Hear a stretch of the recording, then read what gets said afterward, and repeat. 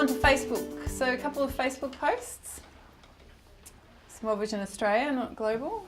I'll go through them and we might talk about those.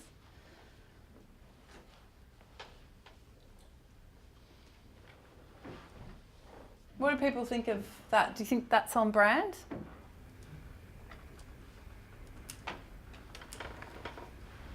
Yeah, I think the images. You There's think a the lot images? of text on their Facebook posts. Hmm.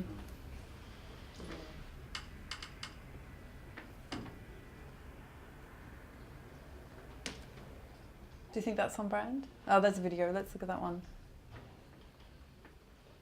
It's showing what they can do for, you know, the people that they're actually helping in the community, they're actually doing something with the money. I think there's a, well, I think this one's very strong imagery. I think there's always a temptation in social media to sort of go to a newsletter sort of genre. And that's great if you're talking to your community, but if you're trying to reach outside of that community, I wonder if that's the best strategy. I think as someone, if I saw this post and I wasn't a part of the community, that's going to get my attention much more than something that's a bit more of a happy snap. This seems like a really strong image. But I do agree, I think there is possibly too much text going on because I'm not really sure why I'm reading this and I'm not really sure why the organisation exists at a glance. And it's Facebook. Yeah. So you don't go there, to read. Yeah. You really are looking for something captured pretty succinctly, I think. Well, Yeah, yeah. And it also, again, within the limitations of that platform, you write too much, you get to see more. So suddenly your call to action is buried and then it's like, oh, I've moved on. Yeah. Funnily enough, in Twitter, within the limitations of Lex copy, a couple of Twitter examples. So, and you know, they are a religious organisation to use, this is very on brand to quote Bible verse. I think that's great. Oh, sorry, wrong way.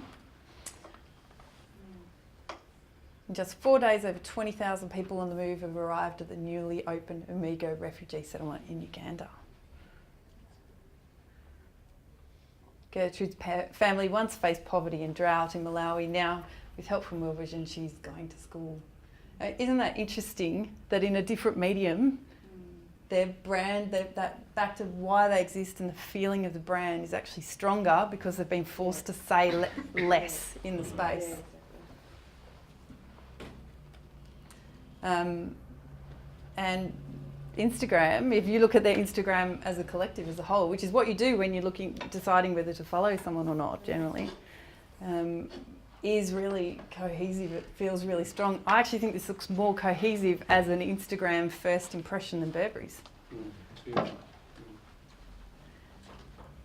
But when it breaks down to each individual piece and they've got no character cap on their description, What do they do on Facebook? They've gone back. Billboards. They've gone back to. They can't resist that temptation to tell the whole story and not enough of the story to get people to do what they want them to do, which is read more, find out more, become part of the community.